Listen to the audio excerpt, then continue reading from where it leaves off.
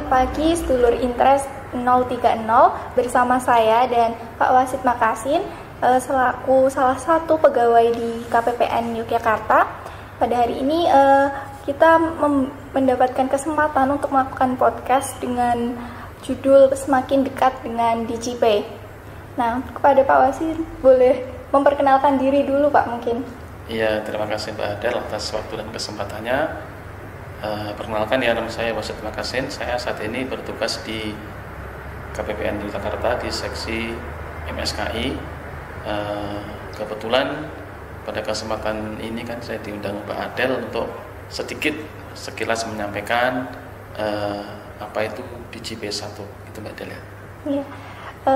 Jadi kan Pak, ini sebelumnya sudah dilakukan survei ya Pak. Ternyata masih banyak yang belum paham terkait DigiPay itu Pak. Mungkin dari Pak Wasid boleh menyampaikan sedikit pemahamannya Pak. Oh iya, bisa. Jadi begini, DigiPay 1 ini sebenarnya sudah di-launching di bulan Maret kemarin ya, untuk menggantikan atau mereplace aplikasi DigiPay existing. Yang existing ini kan saat ini ada 3, DigiPay 002 ini produk dari Bank BRI, DigiPay 005 dari Bank Mandiri, DigiPay 008 dari Bank BNI. Ada 3 bank ya di sini. Nah, dengan dilansingnya DigiPay 1 ini menggantikan DigiPay existing. Tujuannya untuk menghilangkan segmentasi perbankan itu, Mbak Adel. Jadi DigiPay 1 ini memberikan kemudahan kepada baik satker sebagai pengguna barang dan jasa dan vendor yang menyediakan barang dan jasa untuk melakukan transaksi. Kalau dulu di DigiPay existing masih tersegmentasi per bank, satker itu jika bendaranya punya rekening di Bank BRI, maka dia mau tidak mau harus bertransaksi di vendor yang punya rekening di BRI juga. Di Bank Mandiri begitu pula, dan juga Bank BNI. Tidak bisa itu bendahara punya rekening di Bank BRI bertransaksi dengan vendor di bank selain BRI.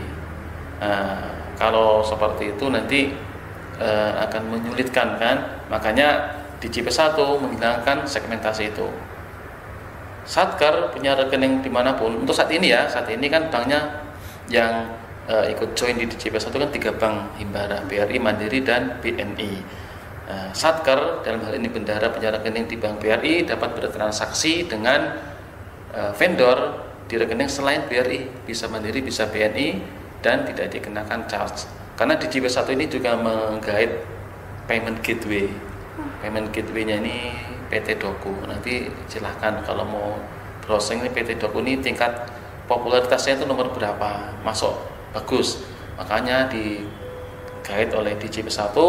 Nanti di situ yang akan melakukan proses transaksi antar bank, kemudian VA, KKP di situ lewat payment gateway namanya PT Doku.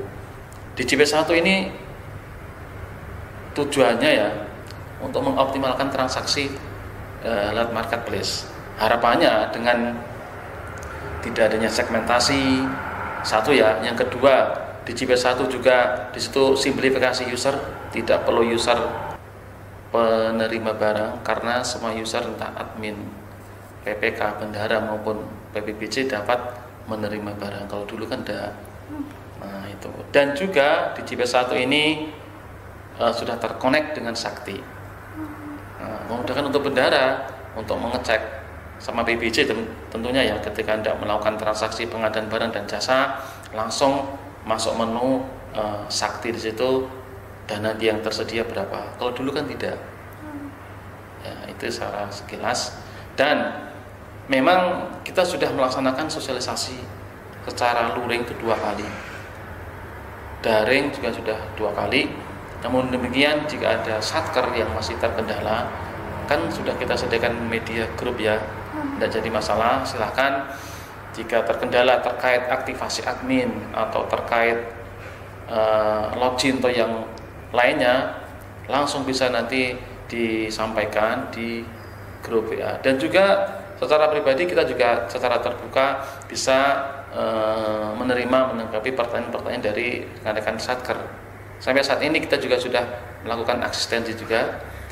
Kemarin ada satker PA Kota Yogyakarta kalau nggak salah, itu asistensi tidak melaksanakan transaksi, kita pandu step by stepnya gitu. Jadi kalau apabila ada kendala lagi atau pertanyaan mungkin bisa langsung menghubungi KPPN Yogyakarta atau HDJPB gitu ya Pak? Oh, sangat bisa sekali Mbak Adel. Jadi kalau ada pertanyaan, kalau ke HI mungkin agak lama ya. Jadi langsung saja di grup itu disampaikan. Juga di setiap kesempatan kita sampaikan ada PIC, kebetulan saya sendiri dan juga ada teman-teman CSO di jam-jam layanan siap melayani teman-teman dari mitra kerja Satker yang hendak konsultasi terkait aplikasi DJP apapun itu kita bisa layani. Karena memang sampai saat ini boleh dibilang belum optimal ya. Baik itu di sisi aktivasi admin Satker, kemudian di sisi vendor apalagi transaksi ya. Itu masih kurang optimal. Nah, kita menunggu nih teman-teman mitra kerja ini. Tolong segera yang belum aktivasi silakan aktivasi, kita bisa pandu. Yang sudah aktivasi silakan aktivasi user yang lain seperti PPK, PPBJ, bendahara dan pemesan, kita pandu juga. Dan nah, kalau sudah ready semua, silahkan untuk melakukan transaksi dengan vendor-vendor yang sudah tersedia di DJP1. Vendor-vendor tersebut sebagian besar sudah ada yang punya histori ya transaksi dengan DJP existing. Jadi mereka kita yakin sudah terbiasa. Itu pun kita juga siap asistensi jika Satker hendak melakukan transaksi atau hendak merekrut vendor biar join di DJP1 gitu Mbak Adel. Baik Pak, kalau untuk alurnya sendiri itu apa ada perbedaan gitu ya Pak sama marketplace lainnya yang sering kita gunakan sehari-hari gitu? Ya kalau marketplace lainnya ini kan jelas ini kan penggunanya kan banyak ya, masyarakat secara umum. Kalau di DJP1 ini kan penggunanya kan terbatas, pembelinya Satker, vendornya. Kalau vendor sebenarnya ini terbuka luas ya, siapapun bisa join di situ. Namun demikian yang sudah terkonek sebelumnya atau maksudnya sudah ada sejarah transaksi dengan Satker, karena pada saat vendor tidak mendaftar di DJP1 kan harus ada semacam approve dari Satker. Nah, jadi sebelumnya mungkin vendor sudah ada komunikasi dengan Satker. Saya tidak join di DJP1, nanti Satker tersebut yang kita minta untuk mengapprove ada 2 Satker.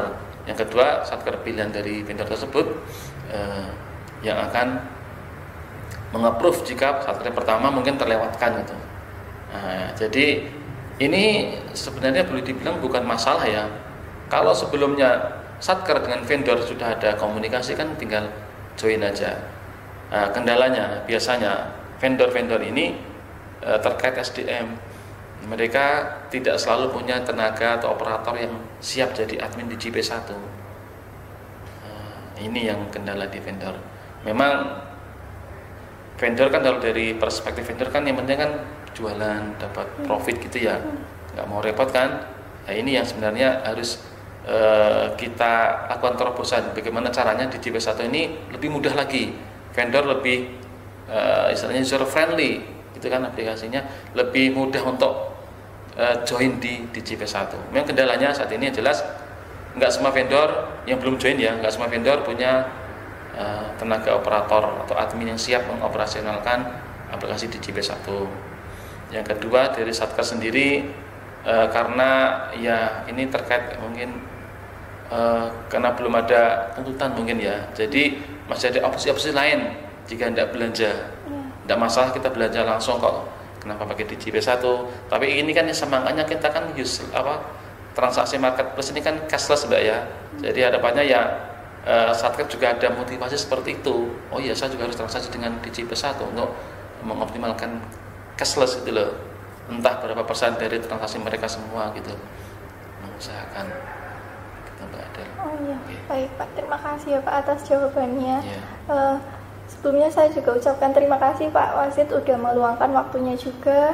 Semoga yang disampaikan Pak Wasid hari ini bermanfaat untuk Satker KPPN Yogyakarta dan penonton semuanya. Terima kasih dan sama-sama. Mungkin sekian Pak, apabila ada salah kata saya mohon maaf ya Pak. Yeah. Wassalamualaikum warahmatullahi wabarakatuh.